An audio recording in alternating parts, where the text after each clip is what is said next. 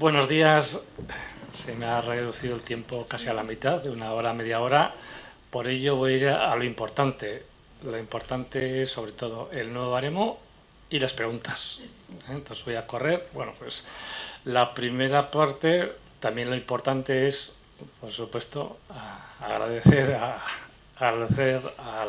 las compañeras, a Begoña y a Aitor, por esa labor tan compleja en las enfermedades poco frecuentes, que me gusta hablar de poco frecuentes en vez de raras, y pues también a la labor de FEDER, ¿no? Pero yo creo que es importante toda esta formación, porque la formación es muy importante para saber entender las cosas y comprender todo este mundo complejo de la discapacidad y las enfermedades raras, ¿no? Bueno, voy rápidamente, me voy a saltar toda esta parte teórica. Me gusta siempre hablar para saber dónde estamos, de qué hablamos. De enfermedades raras hablamos de discapacidad, que es la discapacidad, pero bueno, todo esto, como soy bastante pesado y tengo por ahí bastantes ponencias, vais a internet y veis Javier Zugasti y lo escucháis. Entonces voy a ir pasando un poco. Nos quedamos importante con este modelo de interacciones de la CIF, que es lo que ha cambiado. Lo que ha cambiado respecto a lo que entendíamos antes por discapacidad. La sociedad va cambiando y la discapacidad va cambiando. Entonces, el modelo de comprensión de la discapacidad, que es el modelo de la CIF, es un modelo más complejo que el de antes. Antes tú tenías una deficiencia, un diagnóstico, una deficiencia, y eso ya tenías una limitación en la actividad y una restricción en la participación, que se llamaba minusvalía. Y ahora vemos que hay por ahí varios conceptos que son diferentes. Una cosa es la enfermedad, otra cosa es la deficiencia en las funciones estructuras, otra cosa son las limitaciones en la actividad, las actividades que hago yo todos los días. Otra cosa es la participación, lo que estoy participando yo en la sociedad. Y aquí están influyendo los factores ambientales, factores que son los externos y los personales. Entonces, bueno, yo creo que esto, todos los que trabajáis en la discapacidad, creo que entendéis esta diferencia y cómo se puede modificar. Todos tenemos que intentar que esa deficiencia no conlleve una limitación en la actividad y una restricción en la participación. Yo el caso que pongo siempre más espectacular, yo tengo una edad, ya me veis, ¿no? Ya me queda poco para jubilar, pero de cuando empecé yo a trabajar, allá por el año 80 y pico, la mayoría de las personas con sordera congénita, con hipoacusia congénita, eran sordas, mudas y muchas con discapacidad intelectual. ¿Por qué? Porque no había audífonos, no había implantes cocleares y el sistema educativo decía: este sordo pues poco puede hacer. Ya ni iban a la escuela. Ahora, hoy día, estamos que estas personas oyen con los implantes cocleares, hablan con los tratamientos de logopedia y, desde luego, discapacidad intelectual no tienen. Con lo cual, hemos dado un vuelco completo. ¿Gracias a qué? Con la misma deficiencia, con una sordera, es una deficiencia auditiva, hemos conseguido que estas personas, a través de todo el sistema sanitario, con los implantes cocleares, el sistema educativo, con la logopedia, hemos conseguido, con esos factores ambientales, que son el cribado neonatal de la detección precoz de hipoacusias, con los otorrinos, con la evolución del sistema político, de las prestaciones económicas, de que haya un dinero pensado para estas personas, porque el implante coclear es muy caro y la rehabilitación. Por eso es importante entender esto para ver qué cosas se pueden conseguir. Y este es el modelo de la CIF, que es el modelo que está aceptado en la Convención de los Derechos de las Personas con Discapacidad. Es el modelo CIF. Por eso, bueno, vamos un poco a los baremos, que yo creo que es el tema principal. Esta primera diapositiva es importante porque no nos gustan a nosotros los baremos, a nadie nos gusta, ¿no? Pero tienen que existir. ¿Por qué? Porque las prestaciones son limitadas. Pues es así. Yo cuando voy al médico y digo que me duele, me atiende el médico, me trata igual que si me duele mucho, me duele poco, que tengo. En nuestro sistema de la discapacidad te dice, no, no, si tienes un 33%, el sistema te atiende. Y si tienes un 5, un 15, un 20, no te atiende. Pues está así, para eso están los baremos, ¿no? La graduación con criterios objetivos, somos profesionales de la administración, a nosotros no nos cae bien ni nos cae mal, ni pensamos, lo que hacemos es intentar aplicar un baremo con criterios objetivos, con los mismos profesionales y valoraciones. Por eso, bueno, se intenta que haya una uniformidad de profesionales, porque yo como médico tengo una visión que es diferente de lo que tienen los psicólogos, que es diferente de lo que tienen los terapeutas ocupacionales y que es diferente de lo que tienen los trabajadores sociales. Entonces vamos a intentar un poco que los baremos los apliquen los mismos profesionales para intentar que la evaluación sea similar. Problema de salud inicial, esto es importante, nosotros tenemos que valorar las limitaciones que tiene una persona debido a un problema de salud. Yo, si no hago la comida, si no tengo una deficiencia que justifique que no puedo hacer la comida, no tengo una discapacidad. ¿No? Yo tengo una discapacidad si tengo una hemiplegia, si tengo una discapacidad intelectual, y por eso no puedo hacer comidas. Tengo que tener un problema de salud. Y la última parte, que es, esta es la última, pero igual es la primera, legislación y soporte jurídico. Nosotros realmente, cuando reconocemos un grado de discapacidad, lo que hacemos es aplicar un baremo que está publicado en el Boletín Oficial del Estado, ¿no? Que es un poco el centro de esta presentación. Recursos limitados, lo que decía antes, tenemos una presión de todo el mundo que quiere una prestación. Yo quiero tener logopedia, yo quiero atención temprana. Claro, es que me piden que tenga el 33% para tener derecho a la logopedia. Pues es que el problema está que igual ahí, ¿no? ¿Por qué tengo que tener un 33% para acceder a un recurso de logopedia para evitar que luego tenga discapacidad? Pues igual no. Igual tendríamos que separar un poco las prestaciones de la valoración de discapacidad. Muchas veces hay prestaciones para discapacidad o para dependencia que te dicen, no, pues yo te ofrezco una prestación de promoción de la autonomía personal, pero primero tengo que decir que eres dependiente. Pero ¿cómo voy a promocionar la autonomía si primero te tengo que decir que eres dependiente y no tienes posibilidades de mejoría? Pues tenemos ahí esa perversión del sistema, pero está así. Entonces, bueno, hay una serie de prestaciones que son claves. El 33%, si tienes el 32%, quedas fuera del sistema. El 32, el 31, el 30, el 25, el 20, el 10, el 5. Pero no quiere decir que no tengas discapacidad. Puedes tener un 0, un 1, un 2, un 5, puedes tener una discapacidad, pero que en el sistema legislativo español no se te considera persona con discapacidad. Luego está el 45 para la jubilación anticipada, el 65, el 75, luego está la movilidad, el baremo de movilidad para la tarjeta de aparcamiento, la tercera persona. Bueno, los baremos vienen desde el año 84, que fue el primer baremo oficial de valoración de todas las deficiencias. Se revisó en el año 99 y en el 2000, como sabéis, se aprobó la CIF y se empezó a trabajar para adaptar el baremo de discapacidad a la CIF.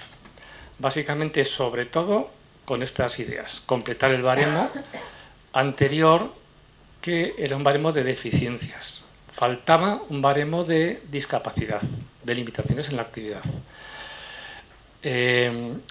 Incluir la conceptualización base de la CIF.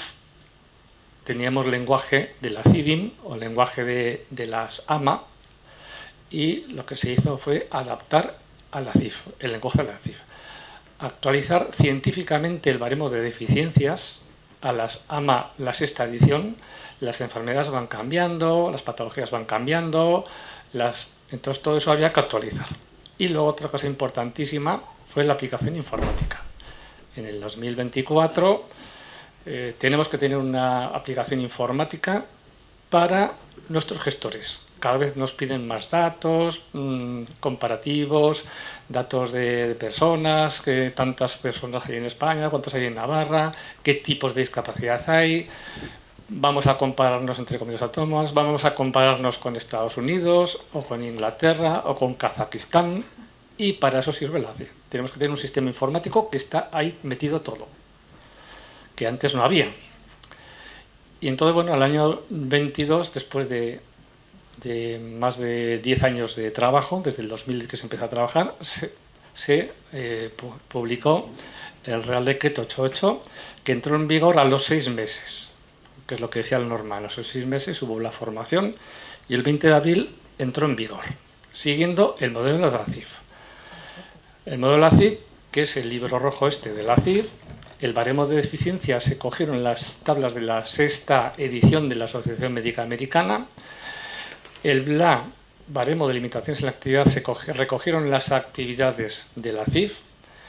El BRP, el baremo de restricciones a la participación, se cogieron el cuestionario del Judas, que es también el cuestionario de la OMS, y los factores contextuales y los personales se cogieron también de la CIF.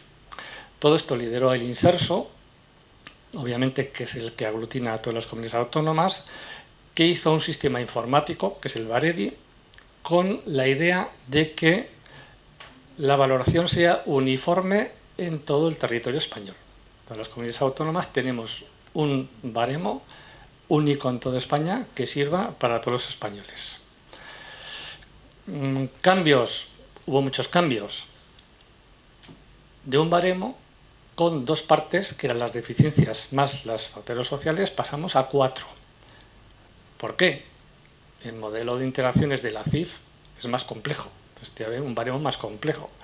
Entonces, el baremo de deficiencias se mejoró, se pasó de 80 páginas a 309 páginas. Todo lo que se trabajó. El baremo de limitaciones en la actividad, que es un baremo nuevo, se cogió de la conceptualización de las actividades de la vida diaria de la CIF y se valora, por una parte, la capacidad que tiene esa persona para hacer actividades, que la decide el profesional que aplica el baremo, que normalmente es un sanitario, un médico, un psicólogo, un terapeuta, una enfermera, una fisioterapeuta. Y se valora la capacidad que tiene esa persona para hacer actividades. Y luego una parte nueva, muy importante, que es el baremo de restricciones a la participación, que es el desempeño, qué es lo que hace la persona. ¿Y quién es el que nos dice qué hace la persona? La misma persona. O también, en algunos casos, su familiar, cuidador, profesional o el que sea. Nos dice cómo vive la persona su discapacidad. No lo que veo yo como médico o como psicólogo o terapeuta, que tú tienes capacidad para vestirte. Luego la persona nos dice si se viste o no se viste, si viste con dificultad o no es dificultad. Y luego el baremo de factores contextuales, que no se habla mucho, pero yo creo que es un baremo a futuro, que ya no valora la situación social, los problemas sociales que tiene esa persona, sino las barreras que encuentra en la sociedad. Todo el mundo que tiene discapacidad es consciente de esto, de las barreras que hay en la sociedad. Bueno, pues este baremo no valora la situación social. Y estoy separado, no trabajo, tengo hijos. No. Valora las barreras que tienes por tu discapacidad. Que yo vengo aquí y digo, pues aquí no puedo subir, pues subo por ahí. Entonces, valora qué barreras tiene en la sociedad, que es un cambio también importante el baremo. Y vamos un poco a lo que estaba hablando, ¿no? Lo importante. El Real Decreto dice que al año de su aplicación hay que hacer un estudio para ver el resultado y ver un poco cómo está funcionando. Nosotros en Navarra, que tenemos todos los datos también informatizados, hicimos un estudio pues lo hice yo con una terapeuta que es la que hizo el baremo de limitaciones de actividades conmigo y una informática, y hicimos un estudio de los expedientes valorados de octubre, noviembre y diciembre del 2023, de 1000 personas, y se recogieron todos estos datos. Primero, un poco para que veáis, esto es el resultado de las valoraciones en el año 2010, con el baremo anterior. Si veis aquí, con la puntuación, de repente hay un pico del 33%. El 33%, si veis, ese pico, esto va la frecuencia con el porcentaje. Abajo es el porcentaje de discapacidad y en las verticales es la frecuencia. ¿Qué es lo que quiere decir? Que ya sabéis que tenemos mala fama los valoradores, que somos muy estrictos, que no somos muy duros. Bueno, a nadie se le deja en 31 ni en 32, como veis aquí. Prácticamente todo el mundo que tiene más de 25 se le ajusta de una manera u otra a 33. No sé si es técnico o no es técnico, pero somos conscientes de dónde estamos. Entonces, salvo casos muy puntuales que veis aquí, con 27-28 puntos, que dice, hombre, hay pruebas objetivas, por ejemplo, una audiometría te da una puntuación exacta. Te da 26, 27, 28, 29. Un problema visual te da una valoración exacta. Pero una cardiopatía, una discapacidad intelectual, ¿tú puedes decir que tiene exactamente 26 y no tiene 27? Pues normalmente, pues veis aquí que es bastante similar. Bueno, se les da el 33 y si veis también hay otro pico en 65. ¿Por qué hay en 65? Porque hay otra prestación que es la no contributiva. Ahí está el 65. A nadie se le deja en 64, 63. O sea, también somos conscientes de lo que supone la repercusión que tiene ese grado. Y hay otro pico en 75. Este era con el baremo anterior. Esta es un poco una cosa curiosa, bueno, que lo que oigo yo muchas veces, y oye el inserso continuamente, es las diferencias que hay en las comunidades autónomas, porque en esta le dan, porque en la otra le dan, porque aquí le dan, no sé qué. Bueno, no lo sé. Yo fui a otra comunidad autónoma, similar a Navarra, era uniprovincial, y sus técnicos me dijeron, no, nosotros no estamos influenciados por las prestaciones. Nosotros si nos sale 32 lo dejamos en 32. Y dijo, su directora me dijo, pues voy a pedir los datos. Los de arriba son los de Navarra que habéis visto antes y los de abajo son los de la otra comunidad autónoma. Son similares, exactamente casi iguales. Aquí en Burgos no sé cómo sería. Pero si el equipo es más o menos estable, somos más o menos todos parecidos. Siempre habrá diferencias en algún técnico, puede haber un médico, un psicólogo, un trabajo social, que sean más para un lado o para otro. Pero en general los datos son bastante similares en las comunidades autónomas. Y estos años 2010 y 2022, lo de abajo es el estudio que se ha hecho en Navarra de los datos del nuevo baremo. ¿Qué es lo que cambia? Como veis aquí, sigue habiendo un pico en el 33, sigue habiendo un pico en el 33 y sigue habiendo unos picos en el 5, el 10, el 15. Y luego vemos que lo que ha cambiado es por la estructura del baremo, que hay un pico en el 49. ¿Por qué? Porque según el nuevo baremo, hasta el 49% no suman los factores contextuales. Se quedan en 49. Con lo cual, todos esos que había antes del 51, 52, 53, 54, 55, se agrupan en el 49. Repercusión sobre prestaciones ninguna. En cambio, luego si veis, hay otro pico en 65, otro en 75 y luego hay otros picos porque lo que hemos visto es que ahora hay muchas personas dependientes que solicitan la valoración de discapacidad para acceder a la tarjeta de aparcamiento. Y estos son los picos estos que hay de 85, 95, que es un poco lo que dice el nuevo baremo. Esto es la muestra. Hemos visto niños de 0 a 3 años, de 4 a 17, de 18 a 25, de 45 y lo que más de 65. Porque, bueno, ahora prácticamente el 45% de personas que solicitan la valoración de discapacidad son personas mayores, sobre todo para la tarjeta de aparcamiento. Hay un colapso en la mayoría de comunidades autónomas por la tarjeta de aparcamiento. Es increíble, pero es lo que hay, porque todos quieren la tarjeta de aparcamiento, se ha convertido en el primer motivo de solicitud de valoración de discapacidad. Y eso ha provocado que haya un aumento tremendo en las solicitudes y no ha habido un aumento de los profesionales correlativo. Entonces, ahora mismo hay mucho atraso en las comunidades autónomas que muchas veces le echan la culpa al baremo, pero no, es que hay más solicitudes. Hay una parte del baremo en la formación, que sí que se ha retrasado un poco con la formación, pero ahora ya los equipos están formados. ¿Qué baremos se han aplicado? Vemos aquí que el baremo de deficiencia se aplica en el 65%, en el BLA en el 95%. ¿Por qué? Porque ahora existe la posibilidad de aplicar el baremo de limitaciones en la actividad como criterio principal en personas en vida comunitaria. Entonces, en personas mayores de 65 o 70 años se puede aplicar el BLA y es el criterio principal. Con eso ya tenemos el grado de discapacidad y la movilidad, que es lo que da acceso a la tarjeta de aparcamiento, y el 75%, con lo cual ahora hemos pasado a que el baremo de limitaciones en la actividad es un baremo que es el más utilizado. Luego está el de movilidad, que se aplica también en el 99% de los casos, salvo unos pocos casos que no se dicen, que son los niños muy pequeños, que dices, bueno, pues un niño de 1 año no tiene mucho sentido valorar la movilidad, que todos los niños a esas edades van con silleta. Salvo en aquellos casos que es evidente que este niño tiene, por ejemplo, una paraparesia, tiene un trastorno grave, entonces en esos casos se puede valorar la movilidad.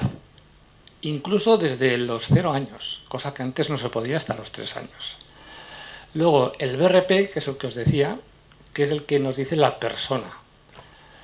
De momento, en Navarra por lo menos, solo hay una cuarta parte de las personas que nos presentan el baremo de restricción de participación. Nos ha sorprendido porque una de las reivindicaciones del colectivo de personas con discapacidad es que no les escuchamos. Es que vamos ahí y el médico ni me oye. Se pone con el ordenador, mete ahí unos datos y no me escucha. Bueno, pues aquí te damos la opción de escucharte y resulta que ahora que te dio la opción de eso, pues no me dices lo que te estás pasando.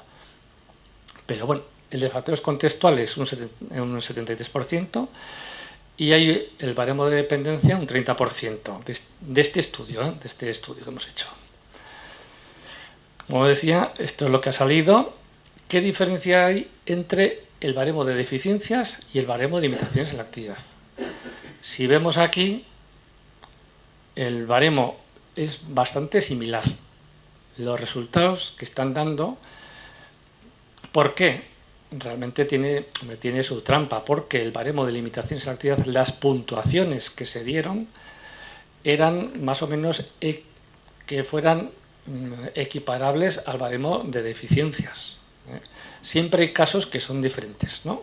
Pero en general lo que hemos visto es que este nuevo baremo de limitaciones en la actividad es bastante similar al de deficiencias. Como veis, hay casos que sube el BLA, otros bajan, otros sube la deficiencia, otros bajan. ¿Por qué? Ahora tenemos otra manera de medir, desde la actividad de la vida diaria, no desde la deficiencia. Y por ejemplo, pues ahí había casos de combinación de deficiencias que daban un grado de deficiencia muy alto y las limitaciones en la actividad eran muy bajo. Y al revés, había personas que el baremo de deficiencias era más bien bajo y las limitaciones en la actividad eran altos. Y eso es lo que te está midiendo el baremo. Son dos maneras de ver a la persona. En algunos casos coincide y en otros no. Pero lo que, según este estudio, realmente la media es bastante parecida. No ha habido un cambio drástico de que está bajando mucho los baremos. La movilidad, voy a ir un poco más adelante. Con el BRP, que es un poco lo que quería ver, esto es lo que nos dice la persona. Aquí sí que hemos visto que puede haber diferencias entre lo que nos dice la persona y lo que le valoramos nosotros. Tanto para arriba como para abajo, así como el de deficiencias y el de limitaciones en la actividad es bastante similar, vemos que aquí hay bastantes discrepancias, tanto para arriba como para abajo. ¿Qué es lo que está pasando? ¿Qué es lo que estamos viendo nosotros? Claro, la percepción en el BRP subjetiva de discapacidad es variable. Por ejemplo, pues vamos a poner el tipo de ejemplo de una persona con discapacidad intelectual o con enfermedad mental. Si le preguntas a la persona, yo no tengo ningún problema, yo me he visto y hago todo. te sale un BRP muy bajo. Y si le preguntas al cuidador, te va a decir, es que es un tormento, no puede hacer nada, no hace nada, le tengo que hacer todo. Entonces, aquí no hago caso, a uno o a otro. El BRP lo tiene que rellenar la persona o un representante y nosotros lo recogemos. Entonces, vemos que sí que hay discrepancia entre lo que es el BLA y el BRP. Pero luego la puntuación final, hemos hecho un estudio diferente. Por ejemplo, en los niños es bastante parecido. Sí que hay diferencia, esto es lo que te dicen los padres, entre lo que te dice y lo que le valoras. En cambio, la mayor diferencia que hemos encontrado es en personas entre 18 y 44 años, que la media del BLAS 42 y el BRP 57. ¿Qué quiere decir? Que las personas en edad de 18 a 44 viven su discapacidad, la perciben como mucho más discapacitante de lo que vemos nosotros. ¿Por qué? Porque una explicación nuestra es bastante, bueno, pues no digo sencilla, pero normalmente las personas mayores asumen que yo tengo la discapacidad. Yo ya tengo 64 años y asumo que tengo mal la espalda, la rodilla, ya no oigo, asumo y me parece normal. En cambio, yo si tuviera 28 años con la misma deficiencia, pues estaría igual enfadado. Es que no puedo andar en bici porque me da la espalda, no puedo jugar a la pelota porque tengo mala rodilla. Voy a esto y me tengo que poner adelante porque no oigo bien. Entonces la percepción de la misma deficiencia es mayor en las personas jóvenes que en las personas mayores. De ahí viene que el BRP es diferente en que el BLA, sobre todo en las personas jóvenes. En cambio, en las personas mayores es prácticamente igual. La media del BLA es 58,8 y la media del BRP, que es lo que nos dice la persona, es 58. Los abólicos nos dicen la verdad, lo que viven. Bueno, esto es lo que es. En cambio, las personas jóvenes pues tienen más percepción de discapacidad que lo que creemos nosotros que tiene capacidad. Y luego pues varía también en el tema de los niños, los padres. Hay padres que son muy pro actividad, pro autonomía, entonces que quieren que sus hijos sean autónomos, entonces su BRP es mucho más bajo. Y hay otros padres que son sobreprotectores y dicen, es que no hace nada, tengo que estar todo el día encima porque no sé qué, porque no sé cuántos. Entonces el BRP no sale muy alto. Bueno, pues esto es lo que es. Este es el nuevo baremo, que tiene ya no solo una cosa para ver, ya tenemos tres cosas para ver. Es más completo, es más complejo, pero se adecua a la CIF. Y los factores contextuales hemos visto que tampoco hay gran diferencia. Antes la media de la puntuación de los factores sociales era 4,7 y ahora el baremo de factores contextuales es 4,77. O sea, tampoco hay mucha diferencia en cuanto a los puntos, la puntuación. Revisiones, hemos escuchado muchas veces, ahora igual en las preguntas escuchamos más, es que he pedido una revisión y me han bajado, es que este baremo es mucho peor. Bueno, pues no. Revisiones con el nuevo baremo. La media de los antiguos baremos es un 40%, la media con los nuevos 64%. De las personas que han pedido revisión por empeoramiento. Solo ha habido 1 o 2 casos que ha bajado. Muy pocos casos. La mayoría sube. En cambio, en las revisiones de oficio sí. ¿Por qué? En las revisiones de oficio se hace en aquellas personas que tú puedes prever que mejora o en los niños. Entonces, en los niños normalmente no suele cambiar mucho. Pero en las personas que tú pones una revisión de oficio, una persona que está en diálisis y está pendiente de trasplante, se le pone revisión de oficio y si le trasplantan se baja la discapacidad. Por eso se pone la revisión de oficio. Por eso aquí sí que ha habido casos que han bajado, pero porque ha mejorado su situación, no porque el baremo sea más duro o no. Y esto es un poco el estudio de baremo. En enfermedades raras, bueno, pues ya sabemos lo que son, generalmente son discapacitantes, De hecho, pues según casi todos los estudios, el 80% de las personas con enfermedades raras tienen el 33% de discapacidad o más. Y bueno, pues tenemos una serie de problemas y a lo que vamos, al nuevo baremo. Conclusiones sobre la conceptualización: es un modelo más complejo, pero es que la sociedad es más compleja. No, tú naces con una enfermedad y antes ya sabías el camino, ahora por suerte no. Ahora puedes intervenir, aquí están los profesionales, las logopedas, el centro de raras, el sistema sanitario, el sistema educativo, para intentar que esa deficiencia no te conlleve una discapacidad. En el nuevo baremo, pues unos dicen que es demasiado extenso, pero bueno, pues siempre hay quejas. Antes que era corto y ahora es demasiado largo. Pues bueno, pues sobre el baremo de limitaciones en la actividad es lo más novedoso y, como hemos visto en los resultados, en general no hay grandes diferencias. En algunos sube y en otros baja, pero en general no hay grandes diferencias. El BRP, ¿qué es lo que dice la persona? Hay poca participación, como decía. Los factores contextuales, estamos esperando un poco a ver por dónde va. La terminología mucho más actual. Sobre la puntuación, que es lo que siempre pregunta la gente. A ver, pero a mí lo que me importa es el rasgado. Pues no hay grandes diferencias. ¿Por qué? Entre otras cosas porque, bueno, con el pilotaje nosotros ya sabemos que si tú proponías un baremo muy favorecedor, te iba Hacienda y iba a decir, pues oye, no puede ser que haya el doble de personas con discapacidad para el doble de prestaciones. Y en cambio, si tú hacías un baremo muy estricto, obviamente el colectivo de asociaciones lógicamente iba a decir, no, este baremo no puede salir adelante. Con lo cual, realmente no hay grandes diferencias en cuanto al grado. Sobre las prestaciones, es importante las prestaciones. A mí no me gusta eso que se asocien las prestaciones a un grado de discapacidad, porque dices, las prestaciones deben ir para promocionar la autonomía y prevenir la dependencia. Entonces, pues no tiene mucho sentido que yo te diga que eres dependiente para darte prestaciones para evitar que seas dependiente, porque si te digo que eres dependiente es que no tienes posibilidades de mejoría, ¿no? Pero bueno, es una pelea que tenemos nosotros.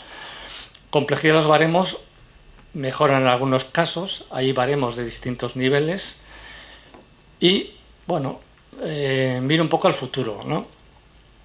Hay una parte del baremo, que es el tercer nivel, que se llama que de cara al futuro tenemos que ir trabajando por intentar unificar la valoración de la dependencia y la discapacidad. Ya sabéis que ahora son dos baremos diferentes, dos equipos diferentes, dos estructuras diferentes. Y a través del baremo de limitación y selectividad ya se está hecha, técnicamente ya está hecha una propuesta, se hicieron estudios, pero es muy complejo. Pero hay que intentar unificar la discapacidad y la dependencia. La gente está perdida. ¿Pero esto qué es? Pero la dependencia, no es que esto es la discapacidad, pero ¿vale? El de dependencia viene a nuestro centro, no, usted es en casa, pero si el otro día estuvieron en mi casa, no, ahora tienes que venir aquí. La gente no sabe. El baremo se debería de unificar, en mi opinión. Técnicamente no es difícil, pero lo que se separó en el 2007 me parece que es más difícil reconducir lo que se ha hecho mal que si hubiéramos hecho desde el principio, lo hubiéramos hecho bien. Pero bueno, el baremo de perfiles laborales, que es importante. En la edad laboral es muy importante el tema de la inserción laboral de las personas con discapacidad. Tenemos un BLA, a partir de ese se puede hacer el baremo de capacidades laborales. Evaluación en infancia y en juventud, ahí nos ha quedado una parte que no se ha trabajado suficiente y lo reconocemos. Es difícil valorar la discapacidad que está pensado en situaciones permanentes, pero es que en los niños, por suerte, nada es permanente. Entonces, nos queda ahí desarrollar un poco ese baremo en la infancia y juventud. En los factores personales, todo el mundo sabemos lo que influye en los factores personales. La misma persona con la misma deficiencia, una persona con la misma ceguera, ahí tenemos a ese Finzubiri, que se ha subido a la Concagua, y aquí tenemos a otras personas que dicen que no pueden salir de casa. Bueno, son factores personales también, ¿no? Y luego la interconexión con otros baremos nacionales e internacionales, sociosanitarios, la historia clínica, la historia informatizada, las incapacidades laborales, el baremo europeo de daño corporal, los corsets internacionales. Todo esto, como hemos hecho un baremo adaptado a la CIF, con la terminología de la CIF, creo que va a ser más fácil hacer estudios internacionales y equiparnos con otros baremos. Pero este es el futuro. El baremo está preparado para el futuro y como conclusiones sobre los baremos, pues desgraciadamente lo que he dicho al principio, pues tienen que existir. Pues nuestro trabajo es, los profesionales que trabajamos, el hacer lo mejor posible. Sobre las prestaciones, un poco en la línea que han ido las compañeras anteriores, yo deciros, por ejemplo, yo empecé en el Instituto Navarro de Bienestar Social. Eran todos trabajadores sociales y éramos un poco nosotros los de valoración de discapacidad, los raros, ¿no? En cambio ahora cada vez hay más profesionales sanitarios dentro de lo que pasó a llamarse Instituto Navarro de Bienestar Social. De repente apareció la dependencia y se llamó Agencia Navarra de la Dependencia. Había desaparecido el bienestar social, había desaparecido la discapacidad y de repente apareció como un ciclón la dependencia. Y ahora el departamento mío se llama Agencia Navarra de Autonomía y Desarrollo de las Personas, de promoción de la autonomía y desarrollo. Todas las personas a lo largo de su ciclo, desde los niños, desde atención temprana, van pasando por etapas y la administración tenemos que apoyar a estas personas en el desarrollo de su vida. Sobre las prestaciones, como decía, tenemos que intentar ir. Un ejemplo, por ejemplo, es la atención temprana. Antes la atención temprana te exigía tener un 33%, pero bueno, si no tenías el 33% no tenías derecho a atención temprana. ¿Por qué? Si lo importante es que a cualquier niño de 0 a 3 años o a 6 años que tenga esa necesidad se le dé la atención temprana.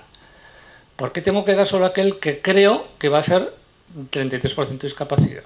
No tiene ningún sentido. Se cambió, nos costó convencerles a nuestros jefes de que había que cambiar eso, y ahora la atención temprana en Navarra, y yo creo que en todo el estado, ahí no tienes que tener el 33%.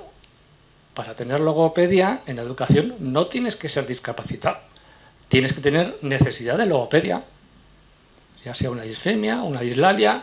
¿Por qué? No, es que si no tienes el 33% no te doy logopedia. Pues no tiene ningún sentido, pero así está el sistema, ¿no?